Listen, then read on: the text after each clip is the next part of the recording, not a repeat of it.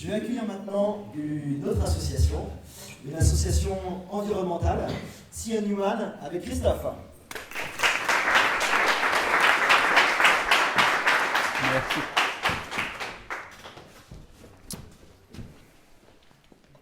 Ok, merci.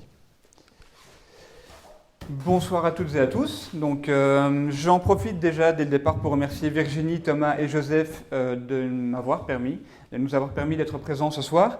Et moi, j'ai envie en fait de vous parler des océans, quel avenir pour nos océans. Tout simplement parce que les océans nous permettent de vivre de cette façon-ci au jour d'aujourd'hui. On va repartir simplement sur les bases que beaucoup de personnes oublient. N'oublions pas simplement que les océans produisent 60 à 80% de l'oxygène que nous respirons. Ce sont eux le premier poumon de la planète.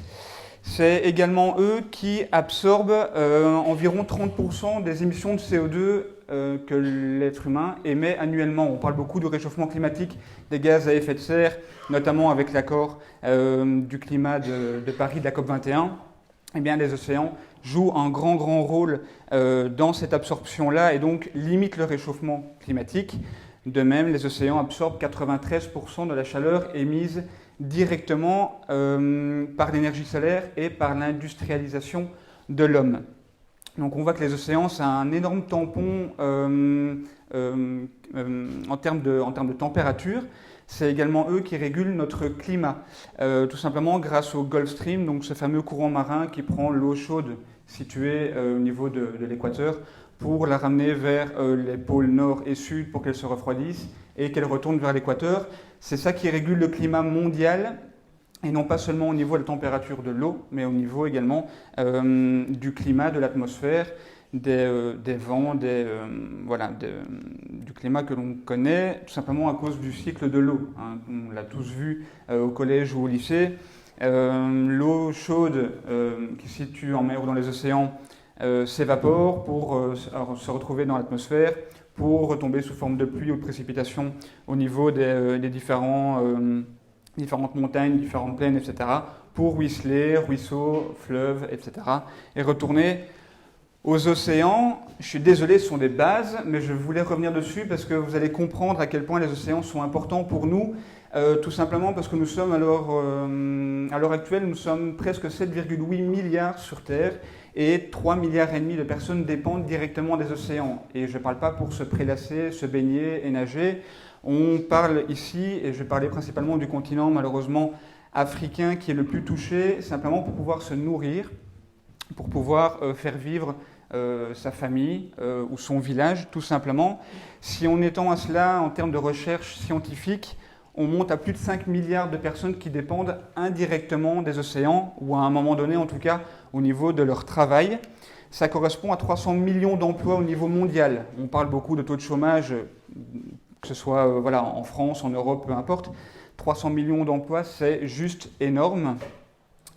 On va continuer avec le transport mondial, puisque la société de consommation dans laquelle nous vivons, et on l'a cité notamment avec les lunettes de Luisette, si je ne fais pas de faute, 80% du transport mondial transite à un moment donné par les océans. Donc ça veut dire que 8 articles sur 10 que vous achetez, à un moment donné, a transité par les mers ou les océans. Ça correspond à 11 milliards de tonnes annuellement. Donc on voit à quel point les océans nous permettent de vivre de cette façon-ci aujourd'hui. Alors maintenant, malheureusement, je vais vous parler un petit peu de l'impact que l'homme a sur les océans. Et on va commencer par le plus gros problème, on en parle depuis quelques années maintenant, on va parler du plastique. Le plastique, c'est 10 millions de tonnes de plastique qui sont jetées chaque année dans les océans. Alors 10 millions de tonnes, c'est très bien, c'est un grand chiffre, mais ça veut tout et rien dire.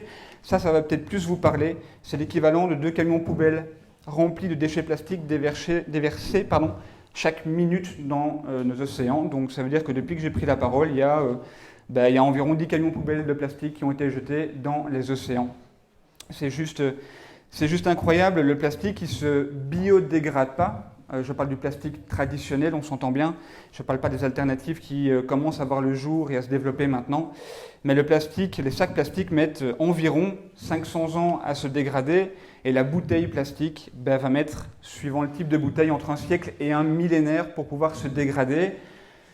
Et ça, évidemment, si on ne parle pas éventuellement d'avoir été avalé ou ingurgité par un animal bien avant. On en vient justement à l'impact sur les animaux. Chaque année, le plastique et la pollution humaine dans sa globalité tuent environ plus même d'1 million d'oiseaux marins, d'environ 100 000 mammifères marins, et c'est plus de 400 000 tortues marines qui sont impactées chaque année, en sachant que la production de plastique augmente de manière exponentielle avec les pays émergents, notamment en Asie. On risque de voir ces chiffres-là s'élever encore aujourd'hui, malheureusement. Ça, c'est des images malheureusement choquantes, mais qui sont leur quotidien à eux, en tout cas aux animaux qui vivent dans nos océans. La cupidité humaine, je suis désolé, je plombe l'ambiance un tout petit peu, mais je vais vous parler de choses un peu plus positives, ou en tout cas des manières pour limiter notre impact. La mer du Nord, puisque moi je viens de Belgique, on a cité les Belges tout à l'heure, donc je parle de la mer du Nord, elle est labourée 2 fois par an. Et quand je dis labourée, donc c'est vraiment les chaluts de fond donc, qui arrachent tout, même le substrat sur lequel les animaux peuvent vivre, ou en tout cas vivre tout simplement, 2 fois par an, c'est-à-dire que ça ne permet même plus aux animaux de pouvoir se régénérer, à la population de poissons, de pouvoir perdurer sur du long terme, c'est impossible. 1 kilo de sole, par exemple, qui a été prise dans les filets de chalut, pour 1 kilo de sole remonté, on va remonter également 8 kilos d'autres poissons qui sont accessoires, qui ne sont pas rentables au niveau financier, donc qui sont rejetés par-dessus bord, mais qui sont malheureusement morts. Et 4 kilos d'invertébrés qui, pour la plupart d'entre eux, malheureusement, c'est le même résultat. Ils y retournent là d'où ils viennent, mais ils ne sont plus vivants. Le thon, qui est très à la mode au niveau des sushis, les biologistes marins estiment, donc c'est pas moi, ce sont les scientifiques, ils sont des experts en la matière, ils estiment que pour permettre au thon de continuer à vivre, à perdurer au niveau de l'espèce, il faut empêcher maximum 15 000 tonnes par an au niveau mondial. C'est le maximum que les scientifiques estiment. Et la FAO, donc c'est l'association, en tout cas l'organisme qui gère les quantités, les quotas de pêche au niveau mondial, la FAO a déclaré pour 2018 et 2019 60 000 tonnes de thon par an, donc 4 fois plus que ce que les biologistes marins estiment. Donc voilà, on est occupé de vider les océans. Maintenant, je vous expliquais pourquoi il était important pour nous, pour vivre simplement au quotidien. L'impact qu'on a sur eux, il y a quelques gestes très simples qu'on peut avoir pour limiter notre impact, même nous à notre petite échelle, si on n'est pas le long de la mer, c'est ne plus utiliser le plastique. Ça semble logique, facile, mais on en voit encore de trop, malheureusement. Ne plus utiliser de ballons à l'hélium ou des lanternes chinoises. Vous savez, les lanternes qu'on peut utiliser pour les événements, les mariages, les anniversaires, etc. On allume une petite flamme, ça monte, c'est très joli, effectivement, mais ce n'est pas du papier, malheureusement, parce que sur le côté intérieur, il y a un film chimique pour permettre d'inifuger cette lanterne, et elle ne se biodégrade plus, et 80% d'entre elles se retrouvent dans les océans, malheureusement. Donc on a vu l'impact sur les animaux tout à l'heure. C'est tout simple à faire, ne plus en utiliser. Il faut simplement y penser. Évidemment, le tri des déchets. À l'heure actuelle, on en parle de plus en plus, c'est de plus en plus facile, il y a beaucoup de choses qui sont mises en place, donc utilisons justement ces avantages-là, que ce soit les plastiques, les cartons, les mégots de cigarettes. On a vu au Walking Up Day, la Jeune Chambre économique a été partenaire et a organisé le Walking Up Day ici à Nantes. On a vu que c'était plus de 90 000 mégots qui ont été récupérés rien que sur Nantes.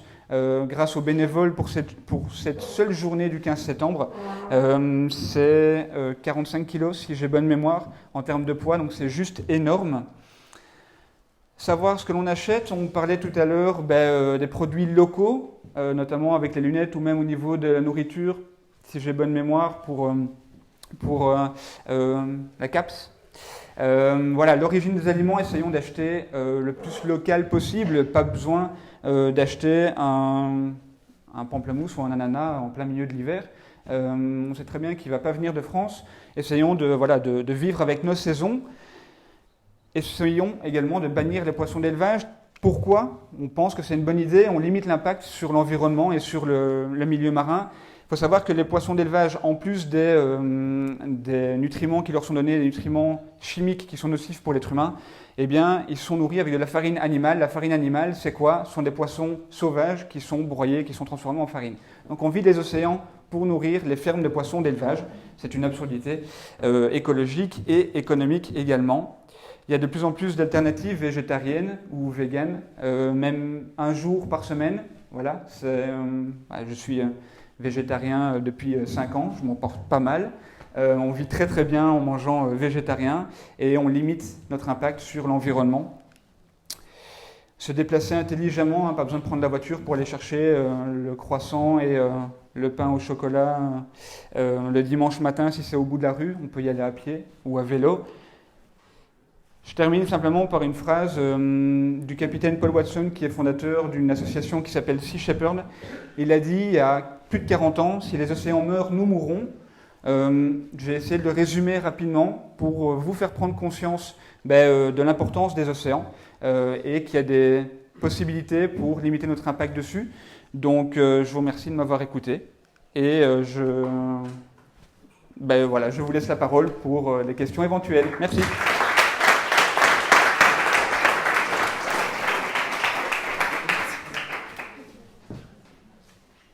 Antoine, membre de la Chambre. Si à Newman, c'est plus dans la sensibilisation de différents publics, il y a aussi de l'action en terrain, comme justement Sea Shepherd, Greenpeace. Alors nous, ça fait maintenant, on va bientôt fêter nos 6 mois. On a créé l'association quand nous sommes arrivés à Nantes et on est vraiment sur la sensibilisation au niveau du public, au niveau des jeunes. Dans les écoles, on fait des conférences, des prises de parole également dans les écoles pour informer les jeunes parce que c'est eux l'avenir, donc c'est eux qui auront le plus facile justement à changer leurs mauvaises habitudes en bonnes habitudes. Donc on fait principalement de la sensibilisation, on essaie de faire des petites vidéos sur les réseaux sociaux, YouTube, dans l'esprit, on va dire, c'est pas sorcier, mais de manière beaucoup plus humble et amateur, évidemment. Mais voilà, on prend des petits points, des petits faits, on essaye de vulgariser scientifiquement ce point-là pour l'expliquer à tout le monde, pour changer nos habitudes. Et alors, on fait quelques actions sur le terrain. On était présent au Walking Up Day. On fait régulièrement, à titre privé, pour le coup, des nettoyages le long de l'Erdre ou de la Loire. Donc voilà, ce sont des petites actions comme ça qu'on essaie de faire de manière le plus régulièrement possible, en tout cas. Il va rester une question pour qu'on soit bon au niveau timing.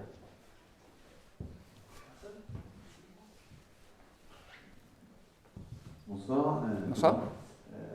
Qu'est-ce que vous pensez des actions comme 40 Oceans, où en gros ils récupèrent le plastique, ils en font des bracelets, ils essaient de vendre en gros pour aussi donner conscience aux gens. C'est un peu des modes, hein, mais ça permet aussi de prendre conscience de la réalité et d'en faire un business, d'essayer de faire un business un peu circulaire pour mettre tout le monde dans la boucle. Mais c'est justement des actions comme celle-là qui, à mon sens, sont intéressantes parce que ça a une double action en fait. Il y a une action économique au niveau d'un business plan qui est viable parce qu'on a vu maintenant que tout ce qui était produits recyclés, c'est viable maintenant économiquement parlant, écologiquement parlant aussi bien évidemment, mais ce qu'il y a en plus c'est que de telles actions amènent une sensibilisation parce qu'il y a pas mal de discussions, de pubs en tout cas, on en parle de plus en plus. Et ça permet de prendre conscience, de faire prendre conscience aux personnes justement de l'impact qu'on peut avoir et que je vais reprendre l'exemple, là on parle de plastique, mais je vais reprendre l'exemple de mégots. Il y a une association, une société qui s'appelle Mégots, qui reprend les mégots jetés, qui les transforme, qui les recycle en matière première pour de l'ameublement d'extérieur. Eh bien, le petit bout de 3 cm qui est économiquement non viable pour la plupart des fumeurs et qu'on jette en rue, eh bien en fait il est économiquement viable puisqu'on sait en faire quelque chose d'intéressant financièrement.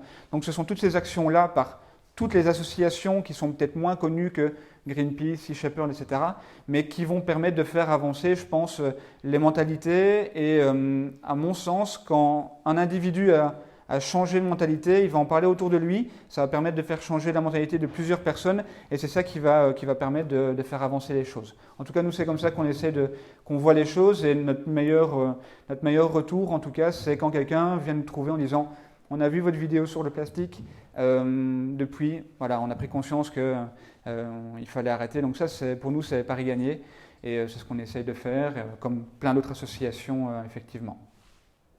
Merci Christophe. Merci.